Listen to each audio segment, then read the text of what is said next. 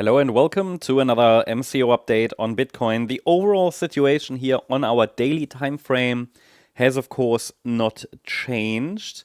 We are dealing still with the rally to the upside.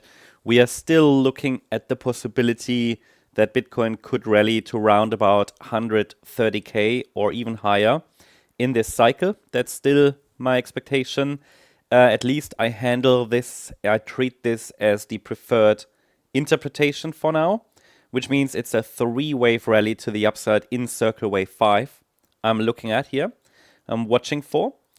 Obviously, in this scenario, the pullbacks should remain corrective in nature, and we need to hold above the orange box here, which is wave B support. I can write that down, wave B support.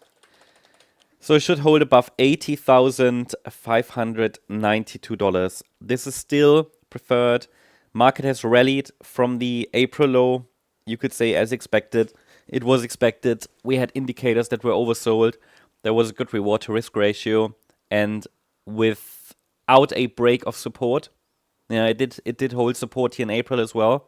There was no sign of there was no reason to confirm a bearish case. So that means we're still looking for higher, and this would happen likely within a 5th wave to the upside, as shown here. A wave up, B wave down, C wave up. That's the idea. Do we get that B wave? It would be ideal. That's all I can say, right? I mean, I'm not a prophet, so all I can share with you what would be the current risk if we get a deeper pullback. So you have this support area. It's far away, but as you know, I've been highlighting here quite a few times a signal level, because until we break below that, there is no sign that a correction has started. So far I haven't confirmed the top yet, even though I'm watching for a B wave pullback, and that level is here at $100,750. I mean, this is the last significant swing low. As long as we're holding above that level, there's formally no sign that we've really started a correction here on this time frame. I mean, we use the smaller time frames like the 15-minute chart for first signals, but really that is obviously in a volatile space subject to a lot of change. We have to be very flexible there, but you could say that a lot of that action here that happened within the range above that 100,750 level is just noise. Okay, from a daily chart point of view anyway. So daily chart, really this wave count has remained consistent, I don't know, since last year. Okay, no change there. So let's go to the smaller time frame.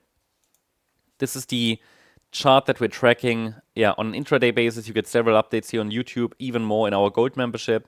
This is also the chart you have access to on Discord as a live chart. So you see always when we make direct changes.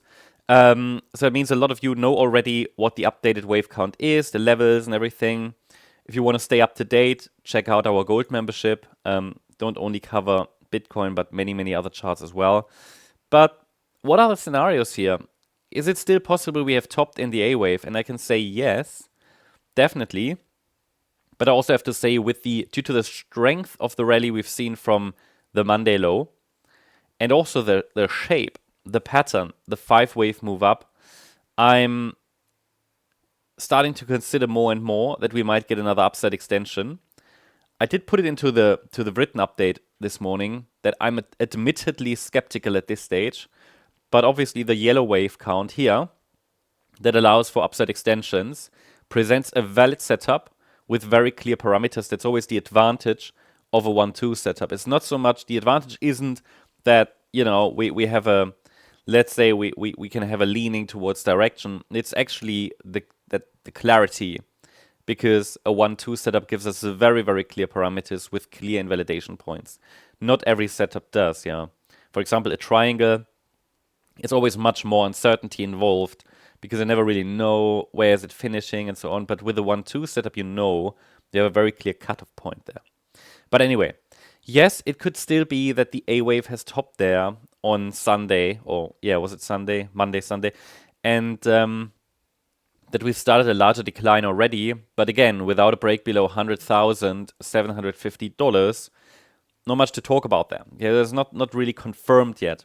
It would be further confirmed if we now see a break below initial support, which I've added to the chart already yesterday, adjusted earlier today. 103,080 to $104,990 is this support zone. And we do have a 5-wave move up. So I can consider that this wave 4 correction did not finish as a triangle here on Saturday and led then to a top in the 5th wave on Sunday. No, I can consider the 4th wave unfolded as a so-called running flat correction. And we're now in a 5th wave extension. And this is wave 1, wave 2, we do this. So how can we distinguish between the two? Well, I mean, I'm already starting to lean towards yellow because we have a 5-wave move up. That's always crystal clear on the chart what the preference is. If we have a 5-wave move up, then this is usually what we're watching for, to play out. So I'm not, I'm not biased or anything. I'm just telling you, what I see. So even though the larger time frame suggests a pullback is due, if I see a micro 5-wave move up and the corrective pullback, well, I'm at least watching it. I don't find it a very interesting trade setup, given that we've rallied already so much from the April low, and the pullback is just due. But there are clear parameters, and for intraday or swing traders, this is something to check out. So yeah, as long as we're now holding the 103,080 level, this could be a wave 2 pullback. Any break below will make it more likely that we've already topped. Formal invalidation point for this 1-2 setup is yesterday's low. So yeah, that's the update on Bitcoin. Hope you liked the update. If you did, please hit the like button, leave a comment, and subscribe. And if you really like the content, then please check out the channel membership. Thanks so much. Bye-bye.